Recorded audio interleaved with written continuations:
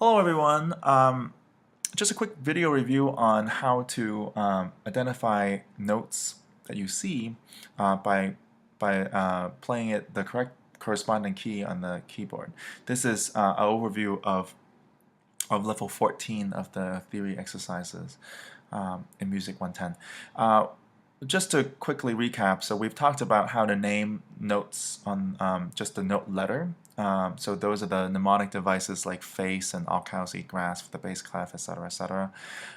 Then we moved on to ledger lines, which extend the alphabet on top and bottom of the staff. Remember that the mnemonic devices, for example, face for spaces in the treble clef, it's only there really to remind us how the letters are organized. The alphabet essentially goes from the bottom to the top. So it goes A, B, C, D, E, F, G, A, B, C, D, E, F, G, repeats from the bottom to the top. So when you're at the top of the staff, for example, and you don't know what the mnemonic device is because you ran out of letters, you are now starting to count. Okay, so just keep that in mind. Example here, I have a C flat notated here. This C flat has one ledger line below the treble clef, and of course also one ledger line above the bass clef. This is, in fact, if there's no C flat there, if there's no flat there, this is a middle C. But this is a ledger line right here, and the across the note. And I know that, for example, the mnemonic device I use for the treble clef, every good boy does fine. I know that the bottom line is E, okay, but this note is below the E, so then if I forgot that this is a C, I can also start counting. So start with the E, and then you go one note down, which is the next space, which is D, and then we're going one note down to a line, which is where we are here, and that's a C, okay. It's sort of almost like you're pretending there's an extra line to the staff. Okay, on to the identification of these notes in the keyboard. Now, this is a C flat, okay, and on just a regular keyboard, again, the keyboard pattern repeats, so you're going to have a lot of different C flats. But the first thing to do is to first identify just the letter name, which is C here, okay, and then you're looking at C flat. Okay, so if I'm just looking at a random sort of any of the notes on the keyboard, I can identify a C. Okay, there's a C here, there's a C here, there's a C here. And C flat, of course, is just one half step below the C. So I'm just going one half step below. Right? So that's the note right there. So this is in fact a C flat, as well as this one over here. These are both C flats. Which one is the correct one?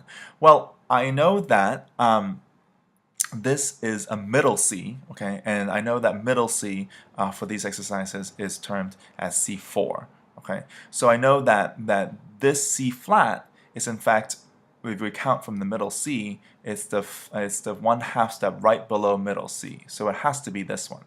Okay, this is the C flat we're talking about. Of course, this note is also named B. Okay, so we talked about this earlier that certain keys have two names depending on how you describe it. Right, so this is C flat. It's not this C flat because this is too high. Note that this is one octave above. Okay, so this C. Here it's described as C5, describes the C right here in the third space on the treble clef. Okay, so that C flat would be a C flat that's notated right here in the third space. But of course that's not what we have. We have a C flat from middle C. So this is the correct choice. Another one here. This is an A. Okay, and this A is in the bass clef. And this A is right below middle C, right here. So if you imagine middle C being the line between the treble and bass clef, this A sits right below it. Okay, so in fact, this A is in this octave. So here's the middle C. We're going down to the A is this one. This is the A we're talking about. It is not this one. Okay, that's not the A we're talking about because this A is higher than middle C. Okay, so for this A is going to be notated on the second space in the treble clef here. Okay, but that's not the note we have. We have an A right below middle C. Okay, so this is the correct answer. This is a C sharp. Again, with middle C, you start with middle C because you're looking at just the note itself, and it has one ledger line below the treble clef or one ledger line above the bass clef here in the grand staff. So we start with middle C, I found it, C4, and we're looking at C sharp, which is 1/2 step higher, so I'm going to head to here. Again, it's not C, so I'll turn it red because that's not the right one, okay? But we are looking for C first, okay? And then we're heading to C sharp. That's the correct note. Here's a trickier one.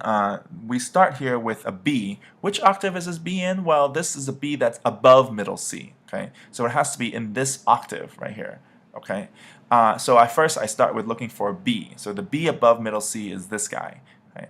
Now it's not just a B; it's a B sharp. So then I'm looking for a 1/2 step above a B, which would be this note. Of course, B sharp is also the same button, the same key as C. In this case, C5.